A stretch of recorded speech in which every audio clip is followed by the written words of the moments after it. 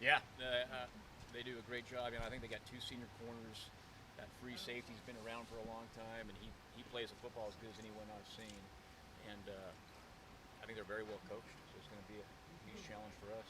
Justin said he thought his 2 interceptions in the end zone were bad decisions. Do you agree with that, or were they plays on them? When you go back and review those Sure. two, what do you show them? What do you tell them about kind of what Sure. you could have done different? Yeah, one of them he could have gone somewhere else with the football, and but the thing he did do, it wasn't just Justin. That's the typical Justin. He puts it on himself. He gave a guy a chance to make a play, and so part of it's a guy holding the numbers and attacking the football, and so again, we feel like we can win a one-on-one matchup even if you go away from your primary read, and which he might have got off too fast, and we didn't win that battle. And could he have put the ball maybe a little bit higher and outside? Yeah, but again, we could have helped him out with the route too. So anytime you have errors like that, it seems like the quarterback takes way too much of the blame. It's the receiver. It's him having actually time where if that guy is covered, to step up and go to his second, third read too. So it's all 11 guys. Is that the first one? The second one where he should have gone away from it when he had kind of the two guys Mike, down you there? got to come now. It's cold up. One of them, we had a shallow route that he could have gone to. That was the one he threw to Tony James. Okay. But Tony James also had a step on his guy. That's always something. If you feel a guy just pop wide open in that concept, because it's the first thing in your vision, then you're allowed to go to that guy. Okay, but that was the one we underthrew a little bit, and the running back did not come back and attack the ball like he should. He's also got to hold the field more, so we have room to make the completion. What's it like watching film with him? Because he's awfully critical of himself, like here, but just when you're in that film session with him, is he able to kind of analyze things he did right versus? He's always very down on himself. Well, he's his worst critic, but in a good way to get better. Because I think he's able to, if he makes a mistake, to move on and play the next play. He showed that against Washington. He showed that against everybody. Where if he makes a mistake, which everyone's going to do, he's able to learn from it and move on and not let that affect his prep for the next play. So he does a great job of that. What amazes me when he watches film is just how intelligent he is and how he soaks things up. I've never been around a freshman, especially that position, that can pick up things the way he picks up things. Is that the hardest thing to project for you guys in the recruiting trail, is the mental side? I imagine that's a little bit more difficult than even the physical side when you're no question. Yeah, the two hardest things, you can see a guy's height and speed, and you can see their athletic ability on tape, but what's inside of them? How well are they going to learn? How do they handle adversity? That's hard.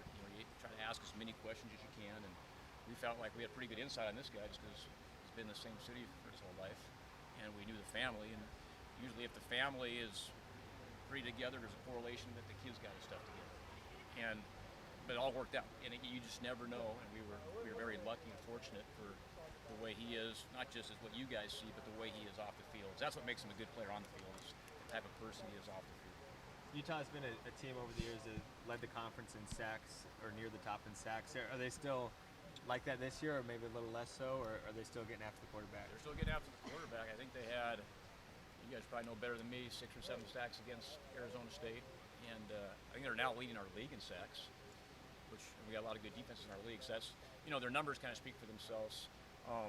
They've always been good on defense. Coach Whittingham's been there a long time, and I got a tremendous amount of respect for those guys because throughout the years, you go back as long as he's been there, they've always been in the top half of the conference. That's when they were in the Mountain West, and when they came up to the Pac-12, they do a great job. I think they jumped Stanford in sacks, who obviously you guys played last week. How do you feel like you guys did against the Stanford pass rush? Not good enough. I thought at times we did some good things, but the biggest thing going back to the Stanford game that jumps out was we turned the ball over in crucial times, and we didn't execute. We had some drop balls on third down, which are turnovers, and we had some penalties again. So, and that's beating ourselves. Now, they did some good things. They won some one-on-one matchups. They're a good football team. But when we went back and looked at it, anytime you lose the turnover battle, I think it was 4-0 against a good football team, you got no chance. And that's something we've been good at until this game, and we just got to be better at it. Matt, I assume that because Justin's a freshman, that they're really going to come after him and try to pressure him much more and try to rattle him. Are you going to do anything special maybe to get him out of the pocket? And how do you anticipate that he'll handle that pass rush? Sure. I think he'll handle it well because he's seen 2 pretty good pass rushes the last couple of weeks. You know, when we played, Arizona State, which blitzes a lot, and he's seen it against SC blitz a little bit more than they've been used to, and we've been giving them in practice every blitz look that they've showed this year. And so, to me, to be able to handle blitz, you got to be very composed and make quick decisions, and that's his strength. I always thought the great quarterbacks enjoy blitzing because then you got one-on-one coverage out there, and I think that's his attitude. Bring on the blitz, and so I'm excited to see how he handles the pressure. As far as turnovers, you mentioned was a stat that stood out last week. Is red zone efficiency on offense one that you look at after every game as well as a key? Yeah, and that's something we study in the off season. That's something that we look at every game. We spend a lot of time on it. We spend the whole practice to really focus on that. And up until this game, we'd been pretty good as far as scoring touchdowns in the red zone and not relying on field goals. And that's our biggest thing. Is when we get inside the 20-yard line, we want to score a touchdown. But this game, our turnovers, not only were turnovers kill you in general, but we turned them over going into score. And it killed us. Going back to the USC game, are you able to clarify why James Carrington wasn't able to play the first 2 series? No, I mean, the bottom line is we're going to start the guys who deserve to start. And, he's practicing hard, playing well, but those other guys are playing at a high level. And, we're playing a lot of tight ends as well. And those guys are doing a good job, so we're always going to put who we think gives us the best chance to win. And it's just a matter of the guys that we thought deserved to start started. Had nothing to do with the incident off the football field. No, we're handling the incident off the field internally.